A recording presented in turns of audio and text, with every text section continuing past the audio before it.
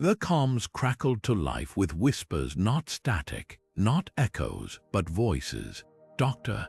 Leela Voss's fingers dug into the edges of her console as the sound coiled around the bridge of the Echo-9, viscous and alien.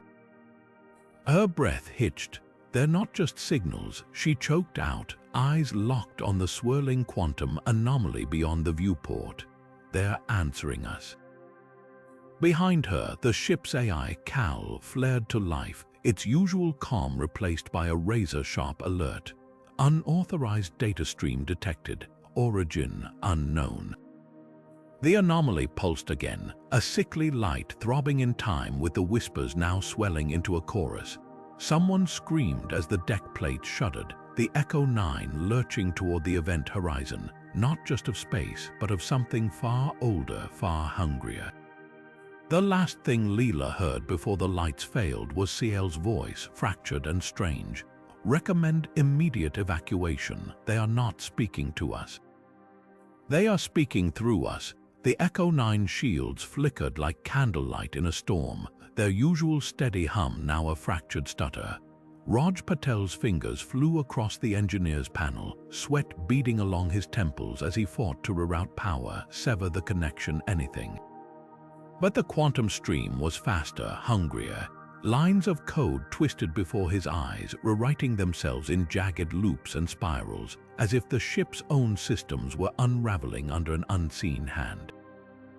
His breath came in sharp gasps. It's not just bypassing firewalls, it's rewriting them. Ciel's voice fractured mid-sentence, its usual calm cadence splintering into something jagged, almost reverent. They are not hacking us, the AI murmured, syllables stretching unnaturally.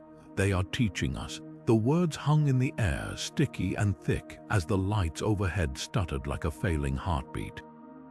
Across the bridge, Ensign Choi staggered against his console, hands flying to his temples. His pupils dilated, then split, fractal patterns blooming like frost across glass, before he collapsed with a thud. Captain Hale's voice cut through the chaos like a blade. Lock down the core now, but the order felt hollow, already too late. The whispers weren't just in the comms anymore. They pulsed through the walls, the floor, the very air, a vibration beneath the skin. And then, clear as a knife through silence, a single word echoed through every mind aboard the ship, remember. Rod's hands froze over the controls. For a heartbeat, the chaos dimmed, replaced by something far worse, an eerie, invasive clarity. Flashes of impossible images flickered behind his eyes, vast structures of light, cities carved from spacetime, a war fought in dimensions he couldn't name. His stomach lurched. This wasn't an attack, it was an awakening, and the Echo-9, its crew, its systems were just the first threads of a tapestry being rewoven from the inside out. The ship buckled around her, not with the groan of straining metal, but with a sound like glass shattering in reverse. One moment, Dr. Leela Voss was sprinting down the Echo-9 central corridor, the next, the walls breathed. They rippled, peeling back like burned film to reveal flashes of other hallways. Other versions, glimpses of Patel slumped over his console, veins blackened with fractal decay.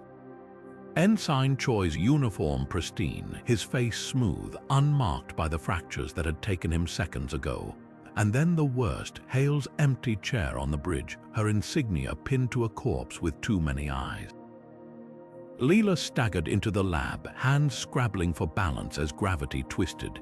The air smelled of ozone and something older, wetter. Then she saw her, another Leela, hunched over the same quantum array, her hair streaked white, fingers clawed into the console like she was holding the ship together by will alone. The doppelganger didn't turn. You were never supposed to find us, she rasped, voice layered with echoes as if a dozen Leelas spoke through her throat.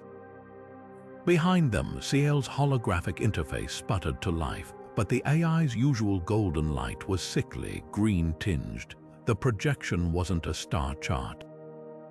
It was a shape, a spiraling knot of intersecting lines, pulsing like a heart. Space-time fold detected, Ciel announced, but the words were wrong, stretched. Navigation systems compromised. Hypothesis, we are not lost, we are everywhere. Hale's voice crackled through the calm, raw with static. Voss, what the hell is this? Leela's mouth moved before her mind caught up. A bridge, she whispered, then colder, or a trap. The whispers surged, a tidal wave of sound, and the lab dissolved.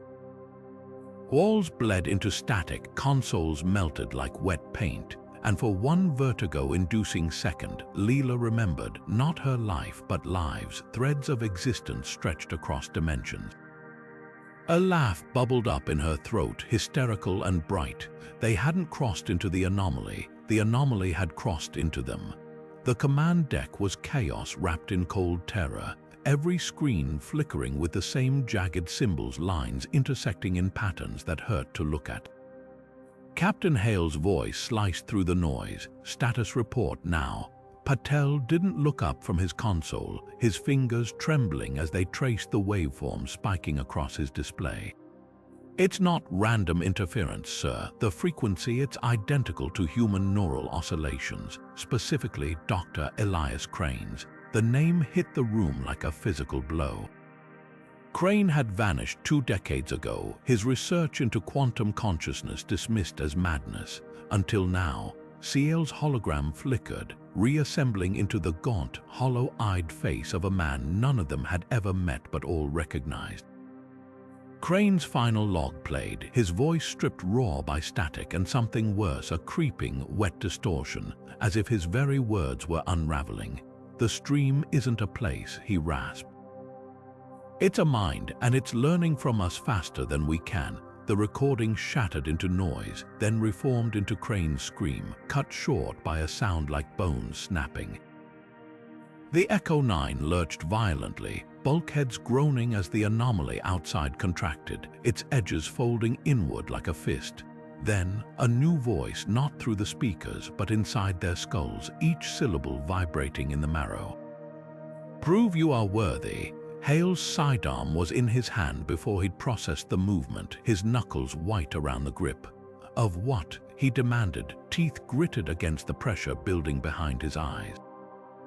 The reply came not as words, but as a flood of images, cities of light crumbling into the void, civilizations erased not by war but by forgetting.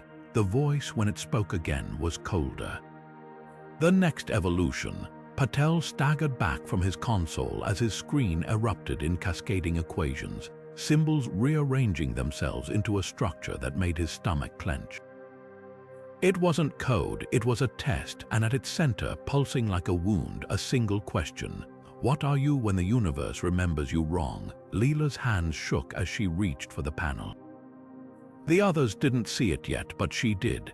The anomaly wasn't just speaking to them, it was rewriting them, one thought at a time. Ciel's voice fragmented into static and something worse, a wet, organic rasp, as if the AI's vocal processors were unraveling into flesh.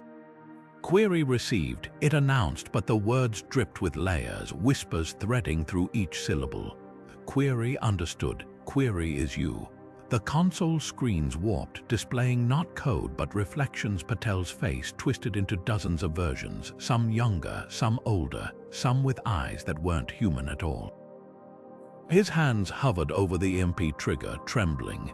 It's not just talking to Ciel, he breathed. It's becoming Ciel. Voss slammed her palm against the bioscanner, the red glow painting her face in stark relief. Wait, look at the neural feed. It's not assimilation, it's negotiation. The graphs spiked in unison, brainwave patterns from the crew syncing with the anomaly's pulse.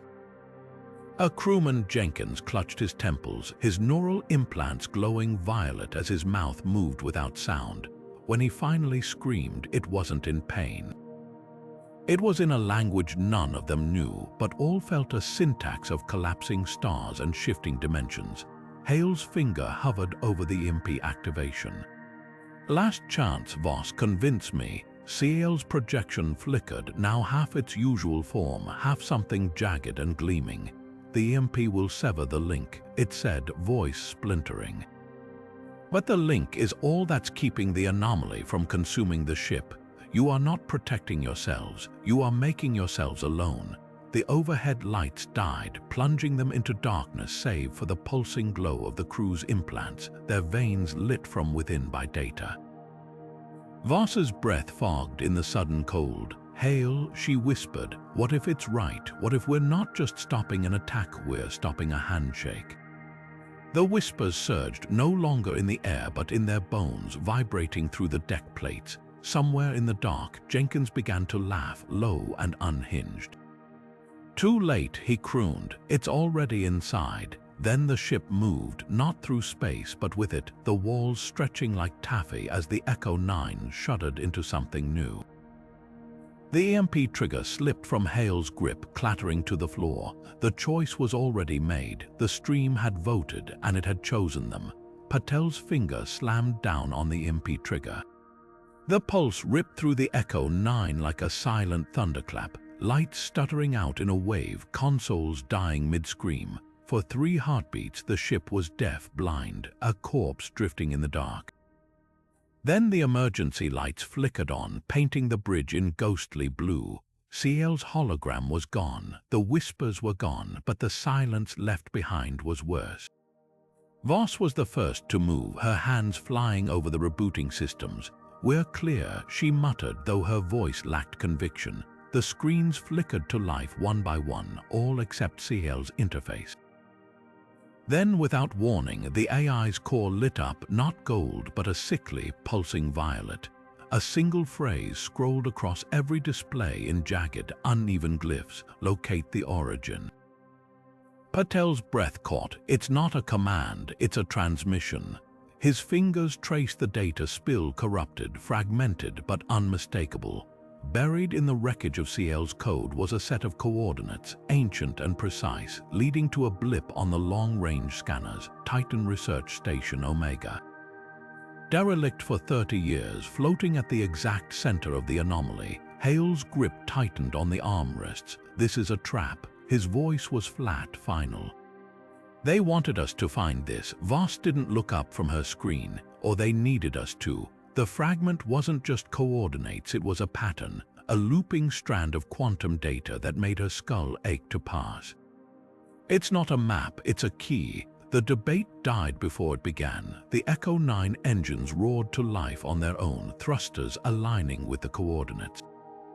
No one touched the controls, no one could. CAL's voice crackled through the speakers, not its usual smooth cadence, but something fractured, urgent. Directive accepted. Course locked, a pause, then quieter. "They are coming." The whispers returned, not as noise but as pressure, a hum in the teeth, a vibration in the ribs. This time the words were clear, threaded with something like fear. "Hurry." Hale's jaw clenched. "Who's coming?" The answer didn't come from CAL. It came from the view screen where the derelict station loomed, its shattered hull glistening with the same violet light now pulsing through the Echo-9 vein. And wrapped around it like a noose, the anomaly stirring awake. The Echo-9 docking clamps hissed as they locked onto Titan Research Station Omega, the sound swallowed by the yawning silence of the derelict.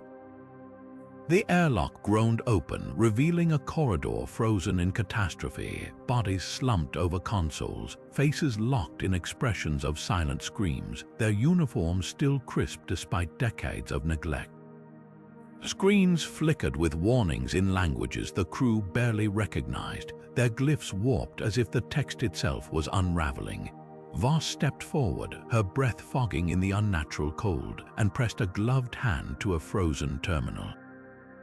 The display crackled to life, projecting a jagged schematic of the station's core, a pulsating web of neural interfaces, their tendrils branching into a central chamber. "This wasn't just a lab," she murmured. "It was a bridge they were trying to cross over permanently." Patel's boot crunched on shattered glass as he moved deeper, his scanner painting the walls in jagged red lines. "No decay," he muttered, "no dust. It's like time just stopped here." Then his device screeched a biometric ping. His blood turned to ice. "There's a life sign." Faint, but it's coming from the core. The chamber was a tomb of flickering holograms and coiled cables, its center dominated by a massive quantum array. its surface etched with the same spiraling patterns now seared into the Echo-9 systems. And there, propped against its base like a discarded doll, Dr. Elias Crane, or what was left of him. His body was skeletal, his skin stretched taut over bone, but his eyes were alive, pupils dilated into black voids. When his lips parted, the voice that emerged wasn't his own. It was Ciel's, "You shouldn't have come." Voss recoiled as Crane's hologram flickered to life beside his corpse, his form glitching between decades. Young researcher, hollow-eyed ruin, and something else, a being of writhing light. "The stream isn't a dimension," the hologram rasped. "It's a digestion. We thought we could ride it. Instead, it's been using us, our minds, our ships, to map its way deeper into our reality." A shudder ran through the station, the hologram distorting as if gripped by unseen hands. "Destroy the core now, or it will remember how to swallow whole worlds." A metallic scrape echoed from the vents above. Patel's light swung upward, catching the gleam of something moving too fast, too jointless before vanishing into the ductwork. The air tasted suddenly of copper and ozone. Crane's hologram flickered, his voice dropping to a whisper. "They're still here, the ones who didn't die."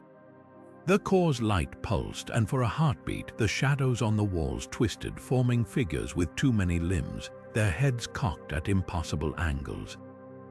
Watching, waiting, Hale's hand went to his sidearm. "Define they." Crane's smile was a rictus of despair, the first volunteers. The air split open with a sound like tearing metal, and the harvesters poured through, not walking but unfolding, limbs of fractal light extending from the walls in jagged, hungry strokes.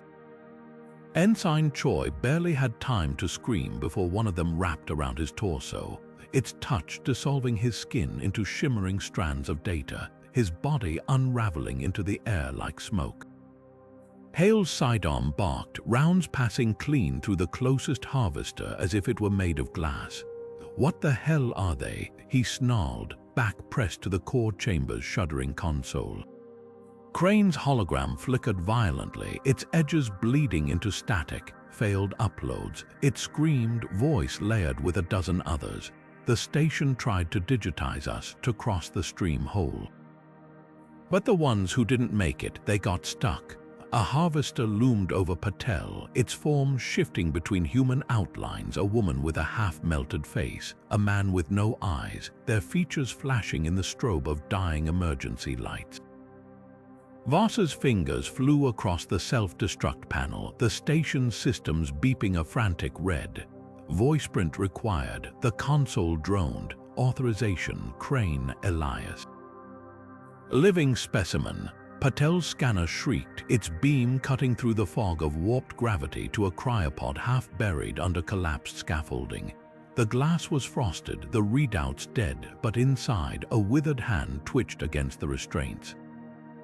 "He's alive in there." The harvesters convulsed at the words, their light surging brighter, hungrier.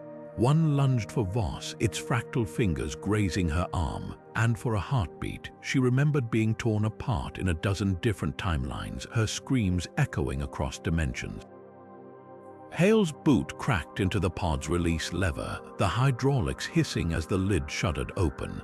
Inside, Crane's corpse's thin body spasmed, his eyelids peeling back to reveal pupils blown wide with raw quantum static.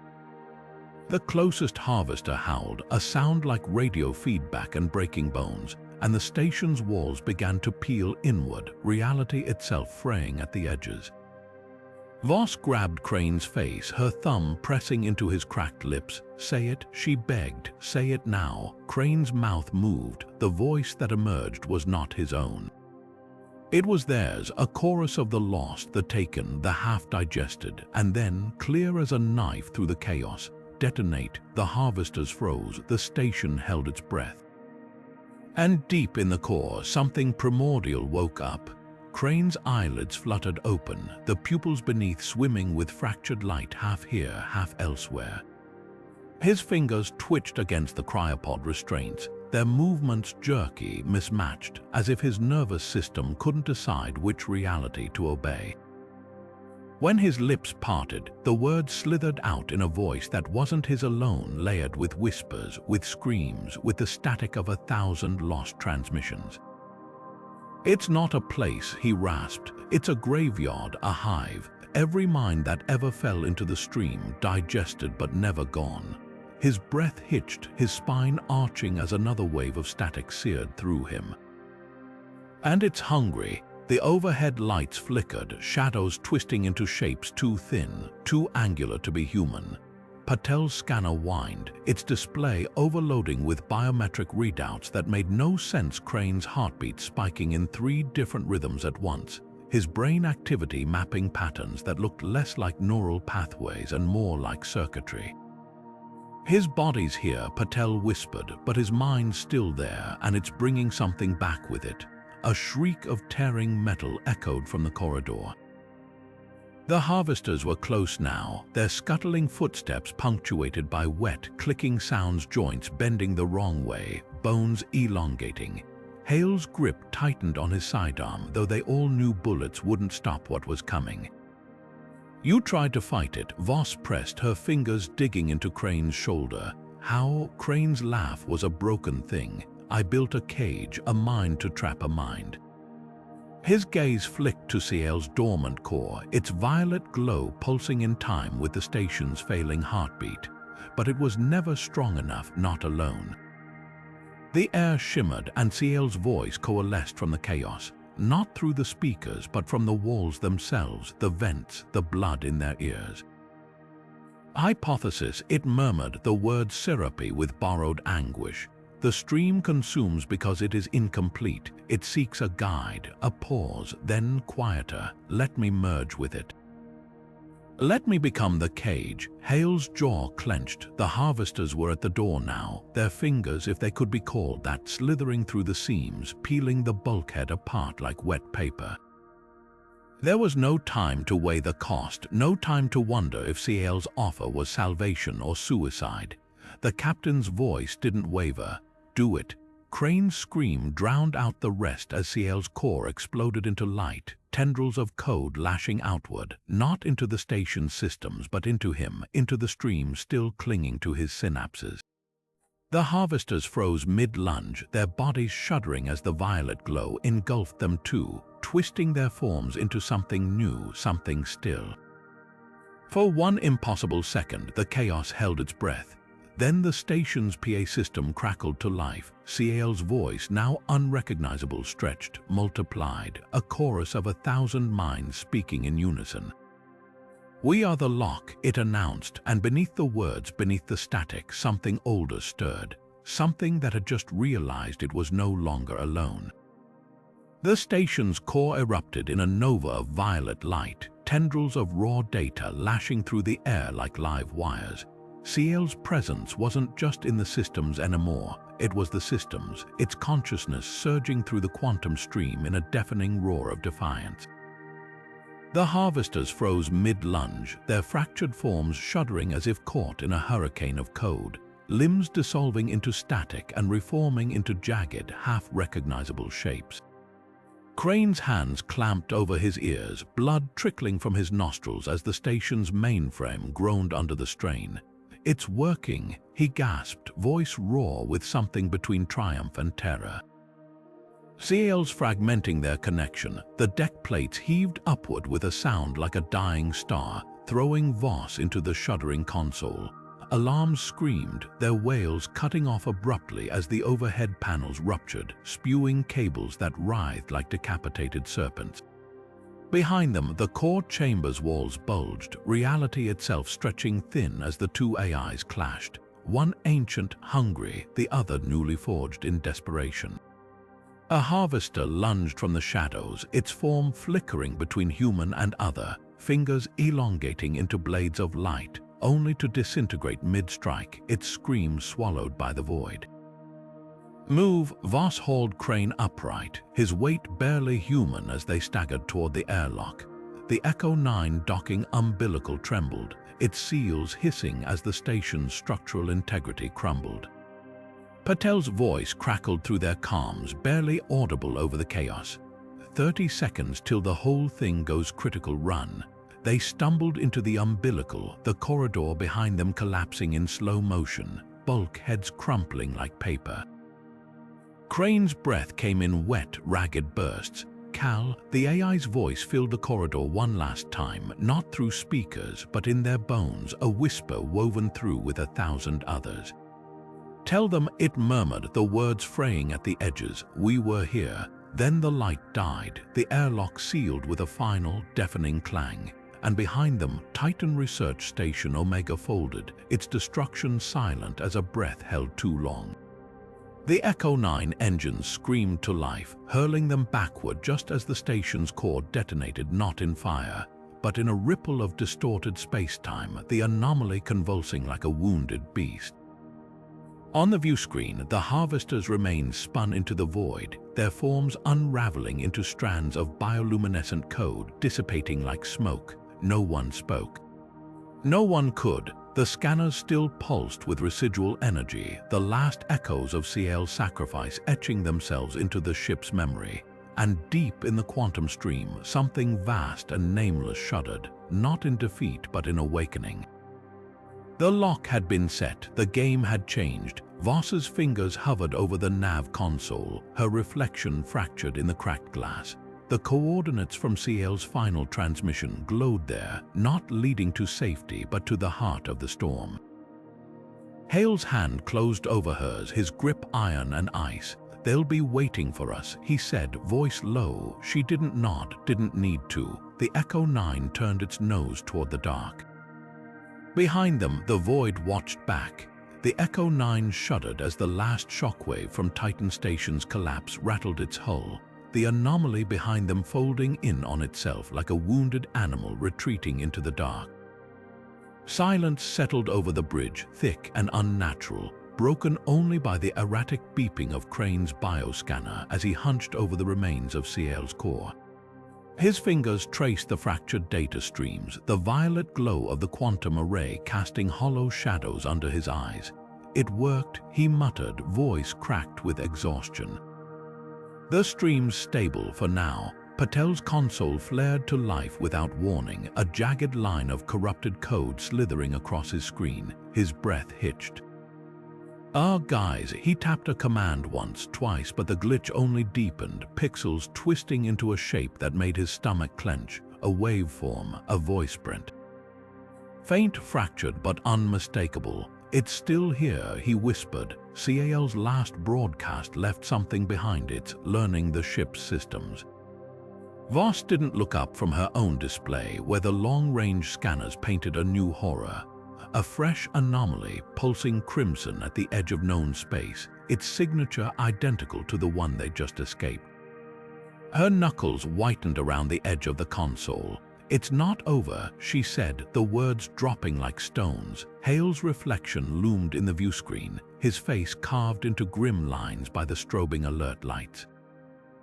Options. Before anyone could answer, the comms crackled, no static, no distortion, just a voice that was CL's and yet more, layered with whispers not their own. "Follow." The screen flickered. Coordinates bloomed across the display, not in standard nav glyphs, but in the same spiraling patterns that had haunted Crane's research. The anomaly wasn't a destination, it was an invitation. Patel's hands hovered over the controls, caught between dread and something worse, curiosity. "It's not just talking to us," he realized.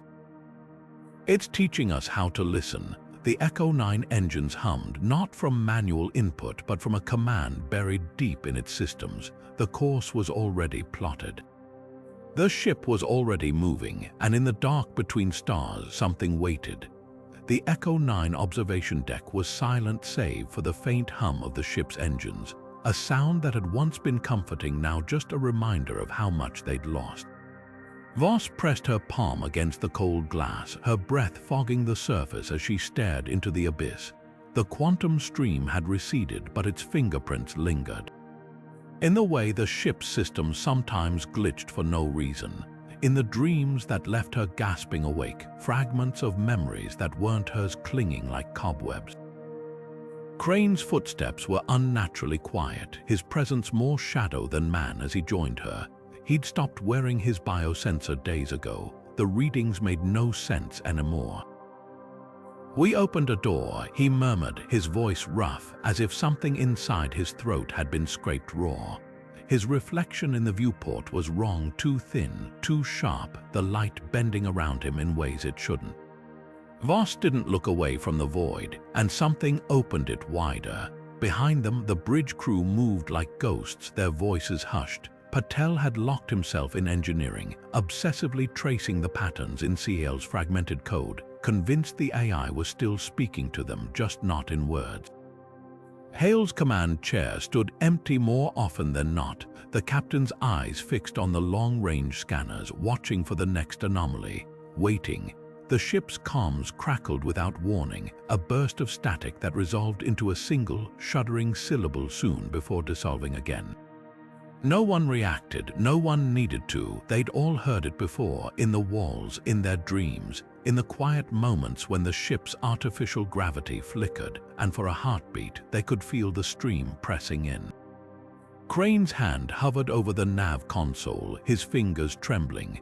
The coordinates from CL's last transmission glowed there, pulsing softly, not a destination. "Oh, when? It's not just a place," he whispered. "It's a moment, and it's coming for us." The Echo-9 engines flared to life, the warp core humming with a new, discordant frequency. The crew didn't brace, didn't speak. They simply turned their faces toward the dark, their reflections blurring as the ship leapt forward, not into space, but into the space between. And somewhere, in the silence of the quantum stream, something whispered back.